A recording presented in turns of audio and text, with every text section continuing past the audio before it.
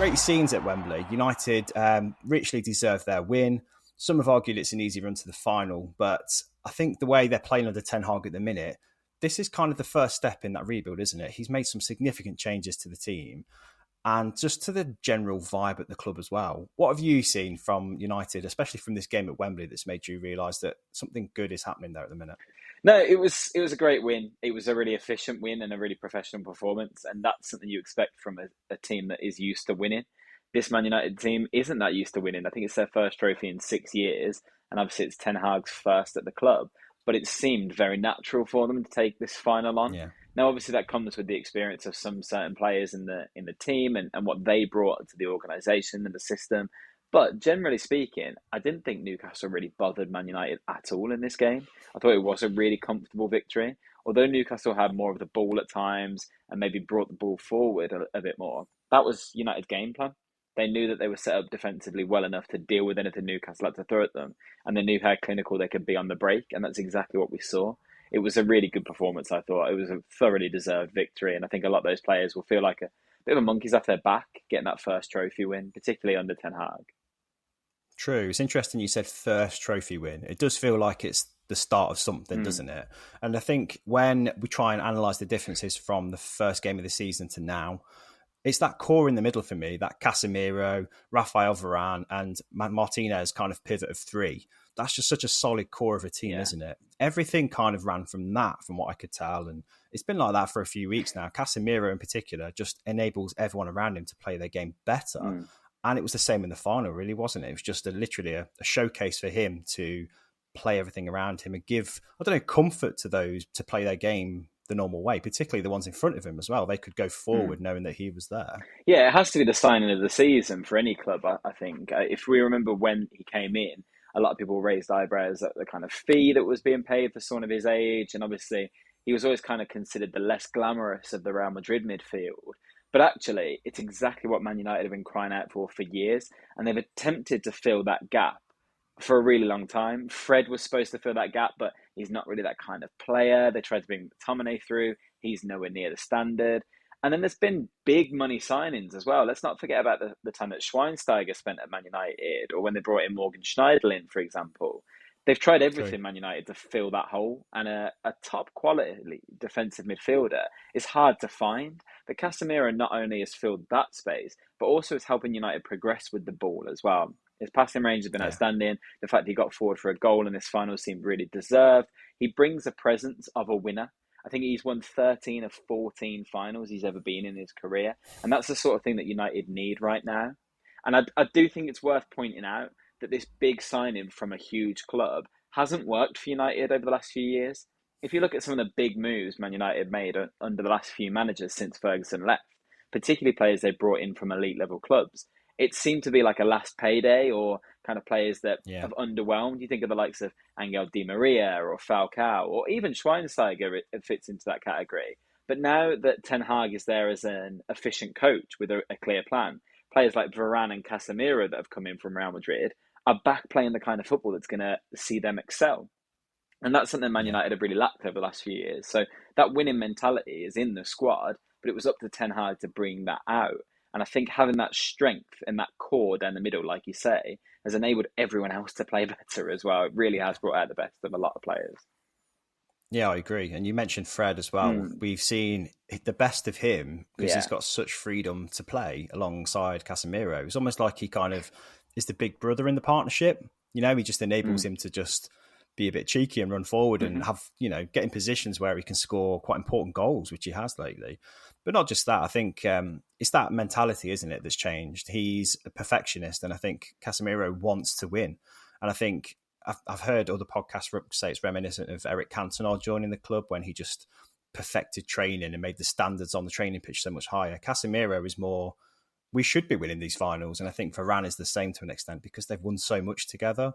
So the mentality, first of all, the way they celebrated the win on the pitch as if it was like the biggest trophy they'd had, bearing in mind they'd won likes of the World Cup quite recently and Champions Leagues together. And they're celebrating with this little tin pot Carabao Cup trophy, which we don't attach a huge amount of value to as English fans. And they were loving it. But the whole team were just celebrating collectively. And when you think back to Cristiano Ronaldo's time as well, which again was only in November when he left, that's such a difference from then, isn't it? That just the vibe in the team and in the dressing room. Yeah, and I think though you have to contextualize it. That yes, it's the first trophy they've won under Ten Hag. It's the first trophy a lot of the players at the club currently have won.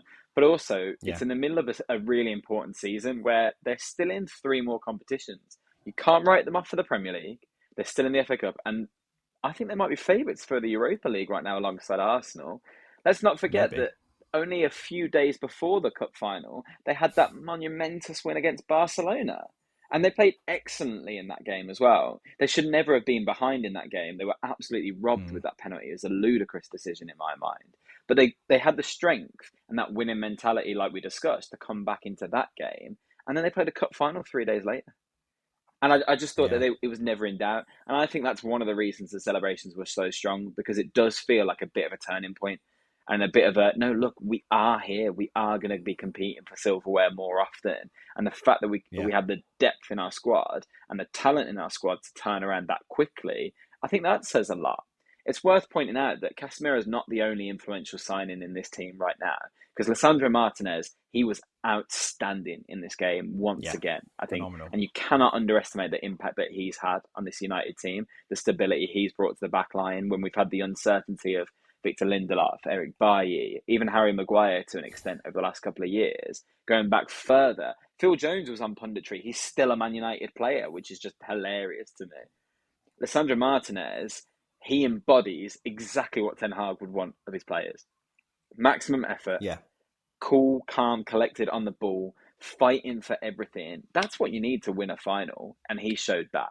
And the other player that I think has a really similar mentality is his former Ajax teammate, Anthony, who came under a bit of criticism for being a bit too flashy at times.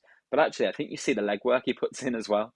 He runs, he tracks back, and also has that frightening touch moving forward. His goal against Barcelona reflected that. And I thought actually he was a constant threat in this game too. He changed the Barcelona game when he came on. I thought he was outstanding in that one. And then in the final again, it looked like he was confident. It looked like he was ready to take the game to Newcastle. There was that moment, obviously, where he beat Dan Burn about 4 times before Joel Linton kicked him up into the air. But that's the kind of player that United want, that spirit, that passion. And Ten Hag's obviously brought that philosophy over with him. Yeah, I think seeing the likes of Anthony, of course, he had a difficult start, but he's never really been in doubt of his own ability. And I think that's instilled in him by a coach like Ten Hag. And I think he's brought the best out of a few players as well. And that's what coaches do. Aaron Wan-Bissaka, he's been great, like a transformed player, hasn't he? Even Fred, to an extent, he just is unrecognisable. But Marcus Rashford's probably the one where you look at him and go, he just needed an arm around his shoulder, some professional standards put in place. And I think he even said that the treatment that Ten Hag gave him for being late to a meeting, to training, was absolutely what he needed. I think that, coupled with the way he's handled Ronaldo, sets the bar, doesn't it? Sets the bar high. Keep going with that list. Luke Shaw's had a difficult time at Man United under a couple of different coaches, and he's been phenomenal this season.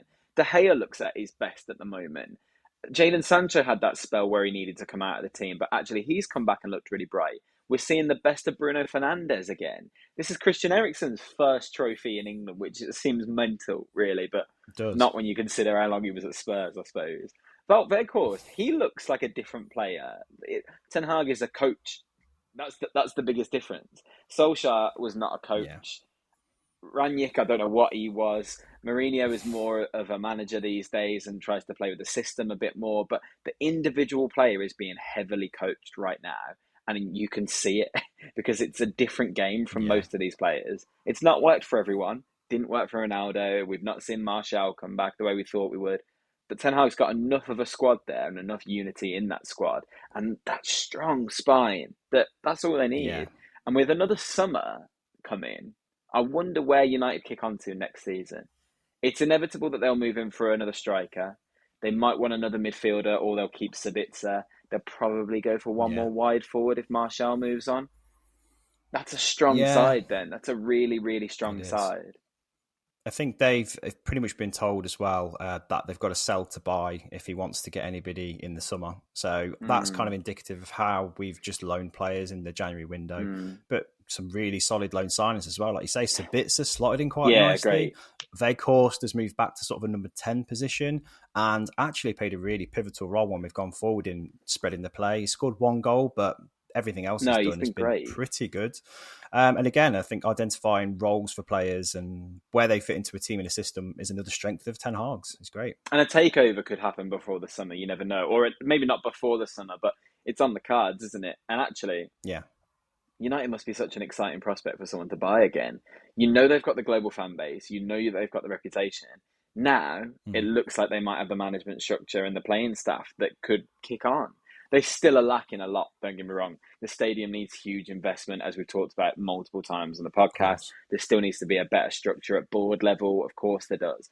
But you have to be excited by where United are going right now, surely. And actually, I think if you look at that starting 11, we're watching the Champions League come back at the moment. How many starting 11s are we seeing in the Champions League that are better than Man United's right now on current form?